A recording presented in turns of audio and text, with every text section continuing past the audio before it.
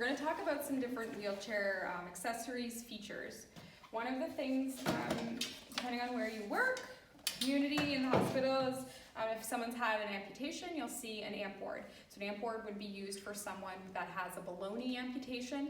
Typically, if they're an above knee amputation, you have a seat that's able to support them, and when it's below knee, you still have that angle. Really important to keep that straight as possible, because often those people will go for gait training with a prosthetic. Okay, so have our amp board here, and depending if it's right or left, and you want to always make sure that it's buckled in properly, because these things do tend to slide.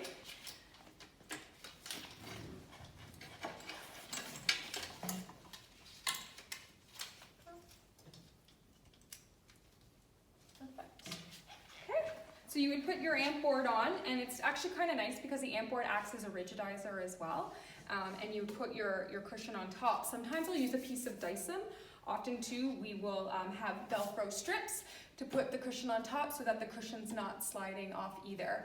So the one thing that, when you're working with an amp, one thing that you'll teach them is, you always want to make sure, for one, again, it'll typically be Velcro, okay? On there, you'll have that with your cushion, and then so now you're having to teach them a few steps and set up before they transfer. Okay, this is gonna have to come off, and these close, and then you'll take your armrest off, and whether you're doing a slide board transfer, they might be doing a low scoot, depending on what their status is. So that's an amp board.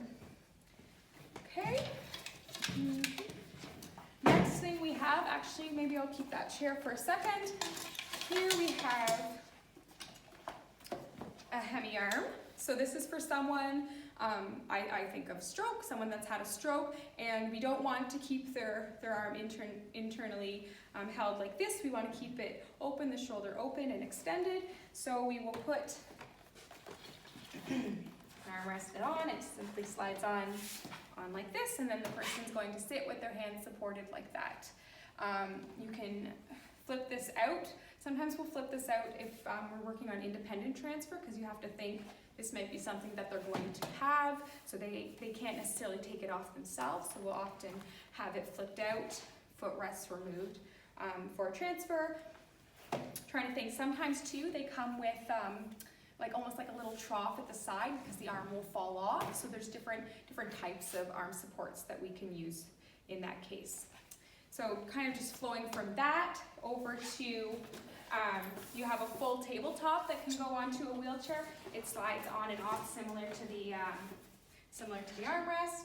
It's just on pretty tight, so I'll leave it on. I'll show you another option in a moment. But think about why you might have this on here. We talked a lot about seating and positioning for feeding, self-feeding, and also just engagement in activity. If someone's sitting for long periods of time. We use a tray like this often too for therapy. Sometimes wheelchairs also just can't get up nice and close to tables and things like that, so this provides them some working space. Also, sometimes I find, just from a positioning perspective, trying to put one arm up, it doesn't stay well, it just doesn't position the individual well, so I'll use a tabletop sometimes to put both hands up. The one thing about a full tabletop though is it does limit someone's, you are restraining them to a certain extent, and that's kind of attached in there, and they often can't get it on and off. So you want to think of what the benefits are and what the risks are, and how long you're going to keep someone in a wheelchair with this setup. So there's risks and benefits, and here's another style of a tabletop, and as you'll see, it just slides on to the arms of the wheelchair. Okay, so another setup there. All right. Okay, one thing that I didn't talk about earlier that I should touch on is the footrest. So ideally, I always think in 90-degree angles, 90, 90, 90 when you're sitting. But depending on someone's function, someone's level of tone, range of motion, we don't always have that. So we will use a lot of the footrest. I'm just trying to see, I guess this is probably the best example here, Connor. is that you can adjust the angles of the footrest for the individuals depending on what they need. And then that wheelchair over there has the stoppers on the back so that the feet don't slide underneath them, which is also a safety feature when they're mobilizing around. You don't want their feet to get caught under the wheelchair. So most wheelchairs should have those heel supports at the back. Okay, what else? Calf support. So again, I talked earlier, I really like talking about surface area, and the more contact we can have with the body, the more we can disperse the pressure. So again, especially with someone with in a tilt chair, we'll use the calf support, which goes around the chair, around the chair like this.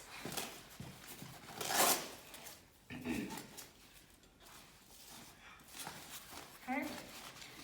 These are angled back, but imagine them being a little bit more forward, so their feet are on here, and now you have a surface area for your calves to rest on, especially when you're going back into a tilt in space scenario. Okay? Over here, we have, we talked about different backrests, and backrests could almost be, when we went through all the different kind of levels and categories of seat cushions, backrests could almost be thought of in the same way, in that there's very basic, like we saw in the category 1, to much more complex, up to customized in themselves. So this one's definitely a more customizable back. True Fit is the name of the backrest.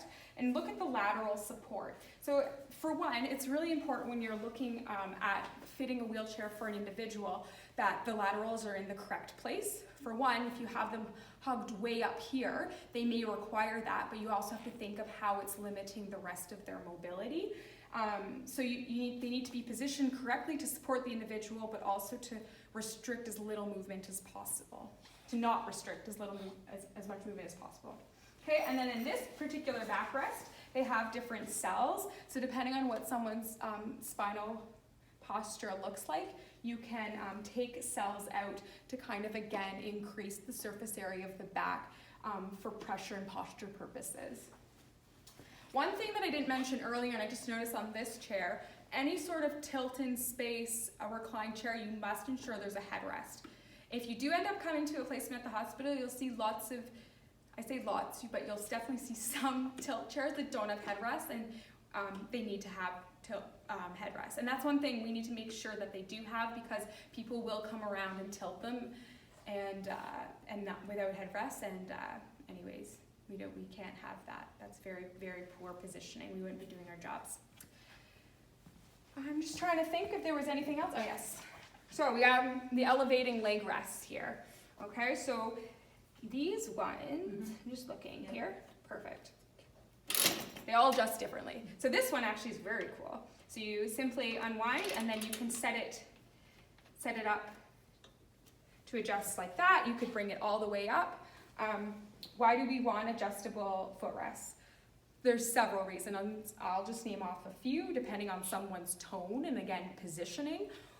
I see a lot of older individuals that have really tight hamstrings and can't always get back to a nice, I say that 90 degree or whatever that zone may be.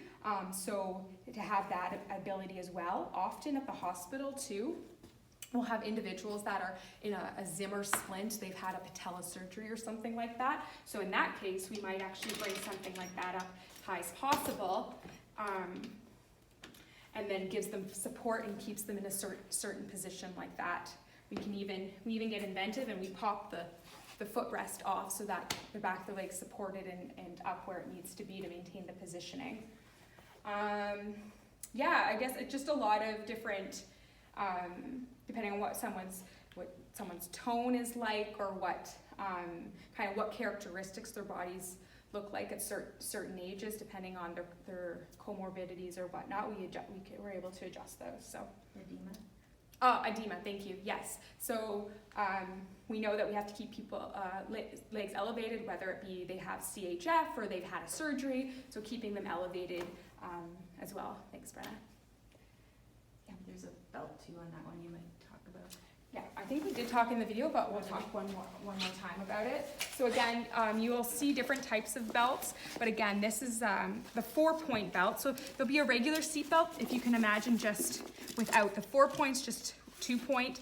But often a 4-point's nice because we can hold the position the pelvis and keep it supported where we need to, where just your regular kind of 2-point seatbelt doesn't position the pelvis well and keep it where it needs to be. So I really like the 4-point, and you adjust them down exactly where you need to have the individual. Do we have a pressure?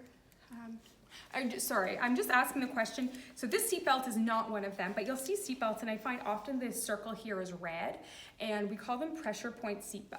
Pressure point seatbelt, I call them, or pressure release. So they require, this one's very easily released, but we'll have seatbelts sometimes that require increased pressure. You really have to press to open them up, and that's for individuals that have a tendency to take their seatbelt off. Often is for individuals that have cognitive impairment, and we're trying to keep them safe in the chair because they're not safe to independently mobilize.